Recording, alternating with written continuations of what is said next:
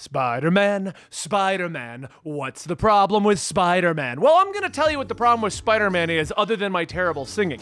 You see, the actual issue with Spider-Man is that everyone has a Spider-Man. Thank you. I'll see you next time right here at The Problem With. But no, let's go more in depth into this. What we're going to be generally referencing for today's video is we're going to be talking about the Zeb Wells run. Now, if you don't know, Zeb Wells took over on Amazing Spider-Man around 2022. I believe it was there. It might have been 2021. It really doesn't matter for the sake of this video. It's the current run of Amazing Spider-Man. And the run of Amazing Spider-Man has made it about 25 issues. And I have leaks and spoilers for the 26th issue.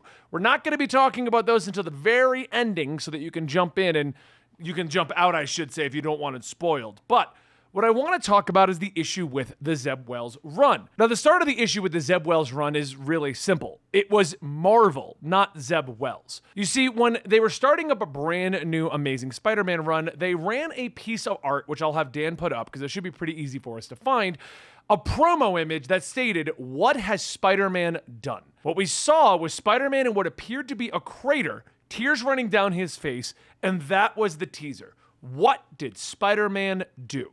Now, that kind of a tease gets you amped up, gets you excited. You want to know what Spider-Man did, and you're like, I'm going to read the Zeb Wells run because I want to know what they're hyping up in this particular situation. But that's the first problem, because they hyped up something that wasn't officially revealed until issue 25.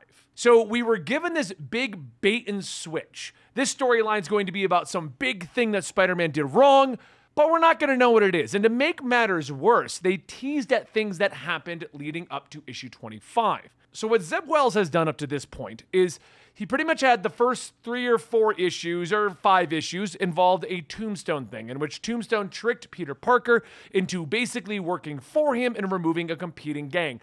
The storyline wasn't terrible, but it wasn't amazing. It was a return to form for Tombstone, but Peter Parker got his butt kicked for like 5 issues.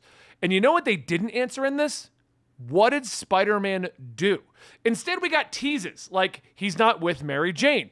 Oh, Mary Jane's with a guy named Paul. Oh, Mary Jane has 2 kids that look shockingly like Paul and Mary Jane. Okay. We then moved on to the second arc of the Zeb Wells run, which I'm trying to remember these off the top of my head, so forgive me if I'm telling you these out of order, but I believe it was the Return of the Sinister Six arc, in which they showed back up and all had to team up with Spider-Man. Again, a pretty fun arc. I enjoyed it. Spider-Man showed up, he worked with the Sinister Six, he kind of talked them through their stuff. They had a fun remark like, why are we working with Spider-Man? It had a lot of fun back and forth. It was a pretty good storyline, but again, the teaser. What did Spider-Man do? Well, we still don't know. It was around this time that the rumors started going around that Marvel had let leak that it was going to take place around issue 20 to 25. That would be the big reveal, which was a little disappointing if you had been reading this trying to figure out what did Spider-Man do. Anyway, without digressing into how we all felt at that time, we moved on to the next arc. And the next big arc was the Hobgoblin arc, where Zeb Wells brought back the 2 Hobgoblins and had them all like mess around, and we discovered the Goblin Queen was kind of manipulating things going on with Peter and that there was this underlying plot. But again, we didn't tackle what did Peter Parker do. At this point now, Mary Jane was with Paul. We still don't know why. We don't know who the kids are. And Peter was beginning to date Black Cat. Now, as a fan of Black Cat, for me, I was excited about this. I like the Mary Jane relationship, but I feel like we've done a lot of what we can do with Mary Jane. And since he doesn't get with Black Cat very often, there was more room for growth in that area. But that's just my personal opinion on that situation. Because the issue with these first 3 major arcs was that they were okay. There was nothing overly exciting. There was nothing that made me like, oh my God, I have to read the next issue of Spider-Man. It was just, yeah, these aren't bad. They're not great. And I really just want to know, what did Spider-Man do? Why is he not with Mary Jane? So we then moved into Dark Web. And Dark Web, I can't decide if I liked or hated, in all honesty. It did so many weird things, but so many fun things at the same time. And I think at the end of it, my verdict on Dark Web is, it was okay. Are you sensing a trend with this run? And I'm going to get to what the problem with Spider-Man, because all of this is going to wrap around to Spider-Man. Trust me, I'm getting there. But anyway, Dark Web featured Venom showing up and getting completely retconned, which I am going to talk about in a separate video because it's the only retcon I've ever seen that actually could work for a character. Something that actually could redeem everything he's already done and then move him back in a direction they want to go in. We'll talk about that separately, but we had Venom running around doing all kinds of stuff. We had Madeline Pryor running around teaming up with the X-Men. She was mad because she was a clone of Jean Grey and didn't have the memories. And we had Ben Reilly going around as Chasm battling against Spider-Man. Now, we all read it because Dark Web, Peter Parker versus Ben Reilly. How are we going to resolve this when Ben Reilly just wants the memories out of Peter Parker? You know what would be a great fix to that? We use the two telepathic characters, Madeline Pryor and Jean Grey, to remove some of the memories and implant copies of them into the clone so that the clone has all of their memories. And you know what's even better is they did that for Madeline Pryor. Jean Grey showed up, took out her memories, copied them like a photocopier, and moved them into Madeline Pryor. And that's great. It worked. Madeline Pryor is like, thank you for the memories. I'll stop being a bad guy. Let's go stop Ben Reilly. And when they approached Ben Reilly, you know what they didn't do? Copy Peter's memories and move them over. You know what they didn't do? Say, hey, Ben, do you want us to just photocopy Peter's memories and move them over? You know what they didn't do? Hey, Ben, let's talk this out. What they did is they showed up. And Madeline Pryor, Jean Grey, and Spider-Man, after this entire battle happened, went, Ben, stop. Okay? What's next? Just stop. Do you have an answer to the problem? Stop. Wow, that fixes nothing. Ben agreed. He became the king of limbo and fought against them. And this is something I've realized that comes into these issues 20 to 25. Because the problem with this particular scene is, you add in one line and you would have redeemed what happened to Ben in Chasm and Dark Web to an extent. You have Jean Grey, Madeline Pryor, and Spider-Man show up and they go, hey, Ben, why don't we copy Peter's memories and put them in your head, and that way you have everything you're looking for and we don't have to be bad guys anymore. And Ben could have easily said, I don't trust that, give them to me. And then they fight. And that would have bridged that weird narrative that we literally had to fix, and no one told Ben Reilly. You know what? If I missed that line in a off-panel something or other, you let me know in the comments down below, because as far as I can remember, I was reading it like, so when are they going to tell Ben they've got telepathic people? Why didn't Madeline Pryor think of this all the way back at the beginning? Because couldn't she have been like, hey, before we invade New York with demons, let's just ask a few questions. Hey, Jean, can I borrow a few memories? Like, they didn't even try. It's the epitome of the superheroes not talking. But what happened in Dark Web was fun. We had Kamala Khan show up. She tried to get involved in the Venom situation. Venom got reverted back to a more 90s Venom. That was really cool. Peter did have this like argument with Ben Reilly. Jonah Jameson got involved. That was fun. I liked a lot of what happened inside of Dark Web. We were just missing a through line that made any sense. Does that make sense? Following that, we had a quick thing where Black Cat and Spider-Man went on a date. That was fun. But once again, it was okay. I enjoyed it. I bought the comic. I don't not recommend it, but it's definitely not one of the better Spider-Man stories. And then we eventually got to, what did Spider-Man do? Now, this is supposed to be the big, okay, we went through a lot of mediocre storylines. Zeb Wells was setting his stuff up. Goblin Queen, Hobgoblin, Sinister Six is running around. He was setting up his long-term Spider-Man play. But now we're going to find out, what did Spider-Man do? Okay, what did Spider-Man do? Nothing. Now I'm going to talk openly about issues 20 to 25. Those are all out. You can read them yourself.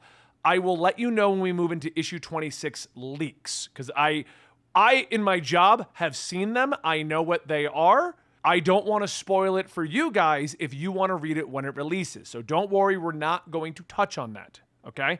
I will get to that eventually after we go over the problem with Spider-Man, because what happens in 26 is a whole nother can of worms. Let's move forward.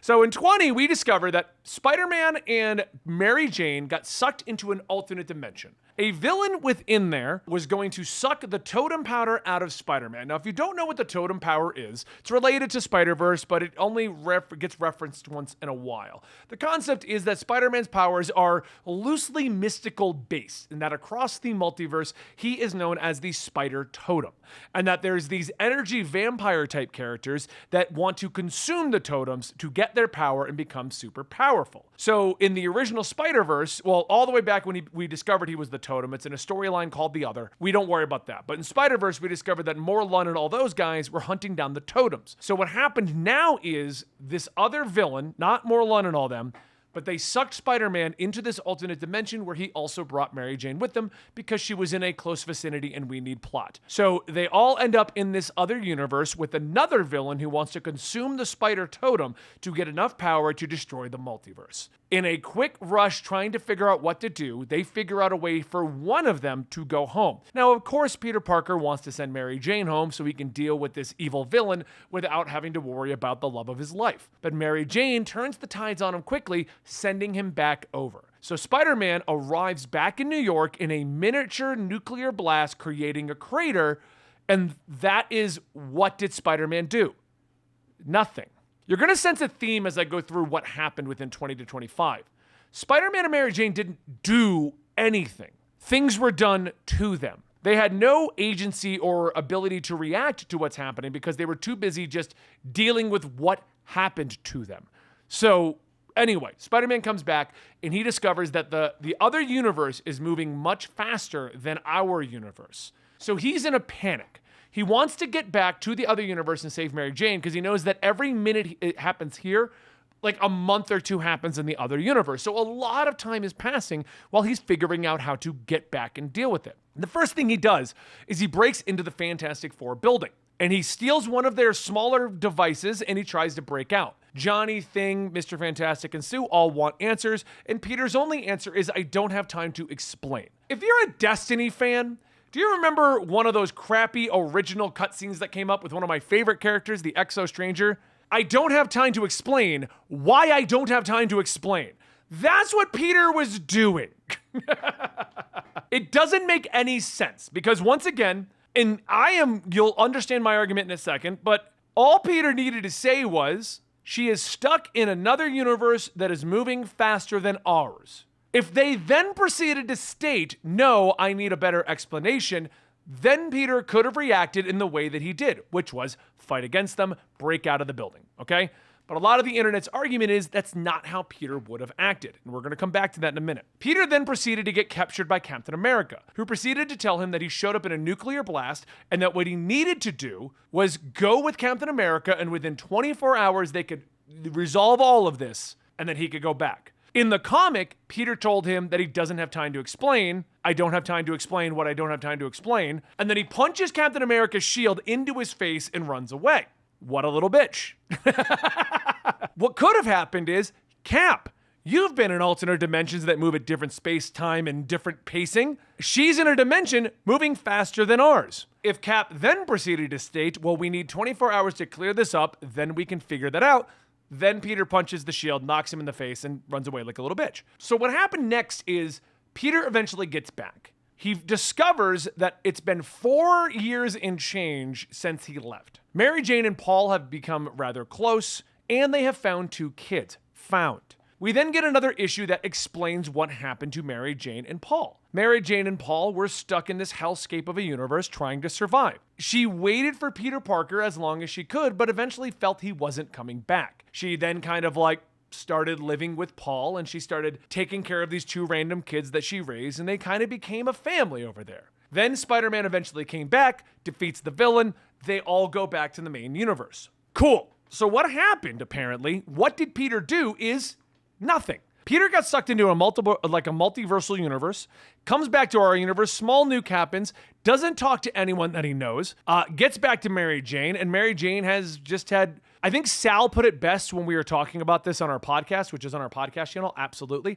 She was in a gulag, and she got really close to one of the other prisoners, and through trauma, they got together. And I'm like, that's a good way to put it, because that's what happened to Mary Jane. And she says, I don't want to leave Paul or the kids. And that is it. That is the what did Spider-Man do moment. And after reading that, my reaction was, okay, that's not earth-shattering. That's not insane. Even the small nuclear blast that came out of Spider-Man, at the end of 25, he walks out of the hospital getting Mary Jane checked out, runs into the Fantastic Four, still insists on fighting them, but at least this one makes sense for Peter Parker because they ask him, are you just trying to punish yourself? And he says, yes, I am for what I did. And then Cap shows up and says, I know what happened. I spoke to Mary Jane, let him walk away. He's got enough to deal with. So with the small nuclear blast thing, doesn't even come back. Spider-Man didn't do anything. And I think that's problem 1 out of 2 that I want to go over today. Marvel overhyped this, okay? Straight up over. What did Spider-Man do with a nuclear blast looking location? That makes you wonder, what did Spider-Man do? And what he did is just get kicked out of another universe isn't exactly the answer we were looking for. Like, the same thing with Mary Jane. I understand where Mary Jane's coming from. She's been with Paul and these kids for 4 years and some change. And as much as I would love to see her just come back and go right back to Peter, we have some emotional gymnastics to go through now. It's a story and a plot that we can explore. Fans aren't going to like it, but it is something we can look at. Peter's now with Black Cat. She's with Paul. They've decided to be a couple. How are they eventually going to get back together? All of this is fine. And that's the first problem. It's okay. It's not earth-shattering. It's not crazy. It's not so bad that they ruined Spider-Man's character. We're going to get to that. It's not so bad that they ruined Spider-Man's character. None of this is amazing for Amazing Spider-Man, and none of it is, like, terrible. It's just more mid-Spider-Man storytelling, which blows my mind, because I don't think I've stated this. I'm a fan of Zeb Wells' writing. He's written a lot of good stuff. He wrote Spider-Man Beyond, and I'm a huge fan of that. He's written Robot Chicken episodes, so it really blows my mind that this is just so middling of the road Spider-Man storytelling. But this is where the second problem comes in, and I'm going to go through this, and then we're going to talk about the leaks/spoilers as to what is happening in 26. Something that is so bad, so terrible, that Marvel warned Zeb Wells to not go to conventions for the rest of the year for fear of death threats. And if you want to know what all of that is, we're going to talk about it in a minute, because the second problem with Spider-Man is the fandom. Now, the fandom with Spider-Man likes to use the line, Spider-Man wouldn't do that. If you've been watching my channel for a while, I have said time and time again that when a new writer takes over on a superhero, we all need to just accept that your favorite version of the superhero is done. Scott Snyder's Batman is one of my favorite Batman storylines, and it's a 5-year run. Following that, we got Tom King. Scott Snyder's Batman and Tom King's Batman are two totally different Batmen. Like, the way they act, how they react to things, everything is completely different. But when they do that with Batman, there's a few people that are like, that's not how Batman would act. But for the most part, people forgive Batman when he changes with the different writers. Because it feels like someone at DC is at least keeping a few tenets of Batman in line. Batman's billionaire Bruce Wayne. Batman has gadgets. Batman trusts the family to an extent, depending on what era of Batman you want to deal with. He is on or off the Justice League, depending on what era of Batman we want to work with. Like, there's a few tenets of Batman that we need to keep in line. But when Batman changes his personality or his attitude or something, generally people don't complain too much about it. But when Spider-Man gets a new writer or Spider-Man acts different, people like to throw out the line that is not my Spider-Man. Now, like I said, I had an hour-long discussion about this with Sal, and it'll go up on our podcast channel, absolutely, on Saturday or Friday. So you can see that whole discussion, and I'll link it down below at that time. But he brought up a really good point. Batman is somebody that a lot of people aspire to be. Not in the actual sense. I'm not going to go become billionaire Bruce Wayne and put on a bat cowl. It's not happening. But don't we all wish we could do that? Don't we all wish that you could get a rubber bat suit and go run around punching people in the face? How often have you gone into your favorite fast food restaurant and that clerk was really mean to you and you just want to punch him as Batman? That might be an extreme case, and I might have had a bad situation at Chipotle today, but you get what I'm saying. But with Spider-Man, Spider-Man was always meant to be the everyman. He was supposed to be you when he was created. What they made Spider-Man to be was an analog for you. He was the nerd in high school. He was picked on by the bullies. He went to college. He was able to get the hot supermodel wife. He was able to be a superhero, but also down on his luck. He doesn't have a lot of money. He's always living in a shitty apartment. The idea behind Spider-Man was that the youth of his creation could then look at him and see themselves in it and fantasize about being Spider-Man. So Sal's theory is that people are more attached to Spider-Man in that sense. Now, the reason I bring this up is because when people say lines like, "That's not my Spider-Man," you need to deep dive into what are they talking about. When you look at Spider-Man, Dan Slott's Spider-Man acts differently from Nick Spencer's Spider-Man, and he acts differently from Zeb Wells' Spider-Man. Those are the last three primary writers who wrote Amazing Spider-Man. But on top of that, Tom Holland's Spider-Man acts differently from Andrew Garfield's Spider-Man, who acts differently from Tobey Maguire's Spider-Man. On top of that, Insomniac's Spider-Man acts different from everyone else. They're all in line with the same idea.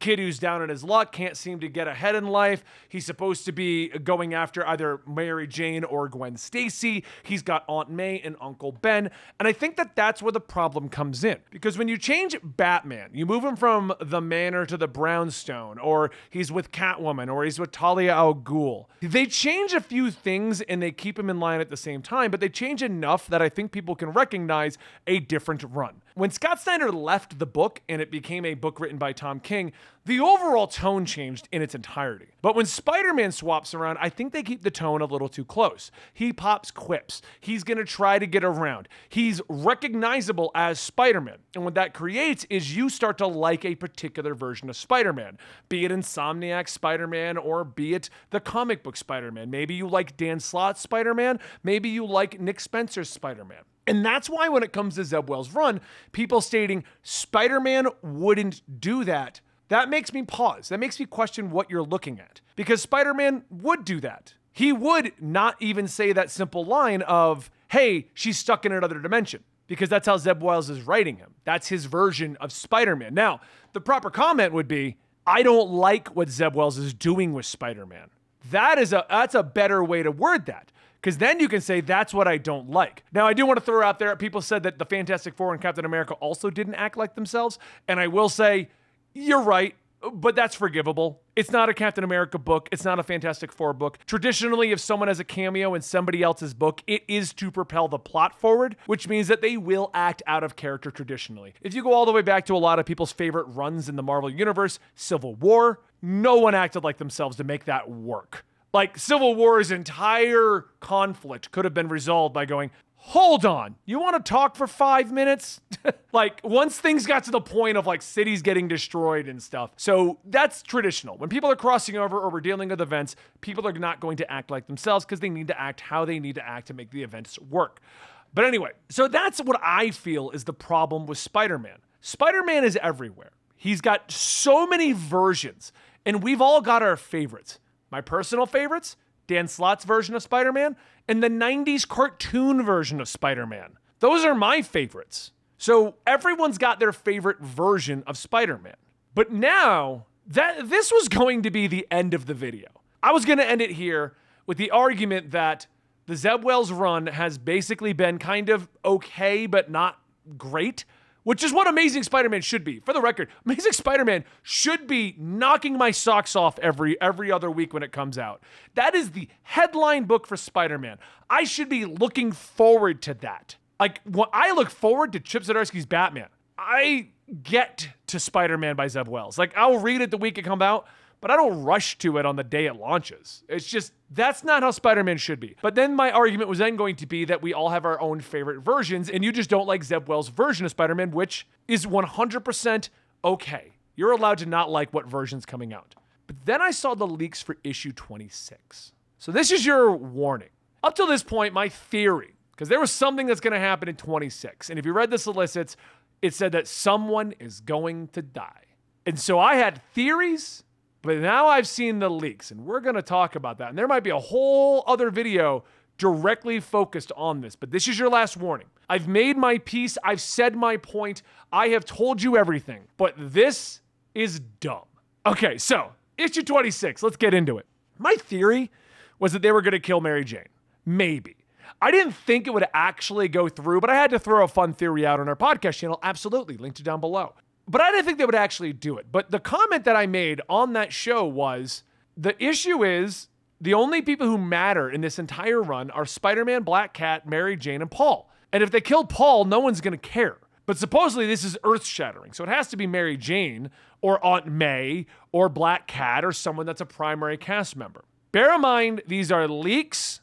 supposedly, okay? I didn't believe them, and then somebody actually took screenshots of the pages and attached them to the Spider-Man's editor's tweets. So I think it's accurate. They're gonna kill Kamala Khan in Spider-Man 20. Dan, if you're filming yourself, throw your face up, because this is Dan's first time hearing this. I get a feeling his confused face of, what? Is what all of you just did. So Marvel was toting this. What did Spider-Man do is going to be so bad, and the resolution to it's going to be so bad that Zeb Wells is not allowed to go to conventions for fear of death threats. The pages show Kamala Khan dying at the hands of the villain that was chasing Spider-Man across the multiverse. And we'll know officially on May 31st when that issue drops. That is so dumb. When we were theorizing who's going to die, we forgot Kamala Khan had a role in this book. You're probably now going, Kamala Khan was in the book? In the beginning, we discovered that she got a job at Oscorp and conveniently was popping up occasionally to deal with Spider-Man, like in the background as Kamala Khan. She was just in the building. She wasn't a part of the storyline. She didn't even interact with Peter Parker other than maybe saying hi. Dark Web, she showed up and dealt with Venom. Did not deal with Peter Parker. Now in issue 26, she's apparently going to show up, and if these pages are to be believed, killed by the multiversal villain so that they could give you a red herring that they're going to kill Mary Jane and instead kill Miss Marvel 3 months before her movie comes out. She's coming back? Who's gonna believe that? What are they doing? What's the problem with Spider-Man? It's editorial. They don't know what to do with Spider-Man. How are you gonna hype up the worst thing ever for Spider-Man? The worst thing possible. So terrible that is our entire through line for 26 issues. And you're gonna hint that it's Mary Jane, and you're gonna get the entire audience pissed off, heated. And you're gonna be like, no, she wants to stay with Paul and these kids, and oh, they're not hers, don't worry. And then and we killed Miss Marvel. What are they doing with Spider-Man comics? Does Marvel even care anymore? Obviously they do. I don't want to throw that out there, but I've never done a problem with video. We've done these for 4 months now, and I strive to make these videos where I point out a flaw, but I tell you how, one, you can fix it, and two, what I do enjoy about the runs. And I've just told you, I don't hate Zeb Wells' run. I just find it okay. But this is the first time we're going to end one of these videos, and I say if that officially happens, if issue 26, it kills a call, that's dumb. That is stupid. Whose idea was this? You didn't even make Kamala a primary cast member. Like, if Kamala showed up throughout the Spider-Man book, then I'd be like, oh, that's why she was here. She barely showed up. What? I got nowhere else to go with this. I already gave you my point. I think the problem with Spider-Man is simple. They overhype his events, and then they don't deliver a lot of the time. And on top of that, Spider-Man should be the best book out there right now.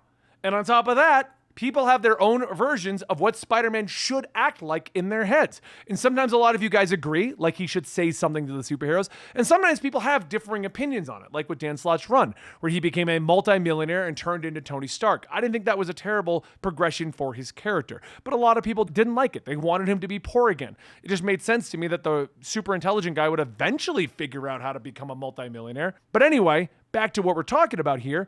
People argue over what version of Spider-Man should be happening in these versions. And that is where a lot of problems are. If you're reading right now, Deadly Neighborhood Spider-Man, he acts totally different than Zeb Wells' Spider-Man. And if you liked Dan Slott's Spider-Man, yeah, that version is happening over in Spider-Man. It's just called Spider-Man. The arc is called End of the Spider-Verse. That version is also there, and he acts different from Zeb Wells' Spider-Man and Deadly Neighborhood Spider-Man. That's just how these books work. It's what happens when you have a character that is owned by a corporation instead of an individual person. That individual person can tell you how he's supposed to act. But if a corporation owns it, they just want to put what they think is going to be the best writer on the project and get books out. That's what happens. But now we're going to hype up the death of Miss Marvel. I don't want to go too deep into that because I don't know if that's officially what's going to happen, but I believe it is. and we're going to have a whole video about the most pointless death ever in Marvel Comics. Hope you guys enjoyed today's video. Don't forget to check out my podcast channel. Absolutely, we bring out videos on a pretty regular basis.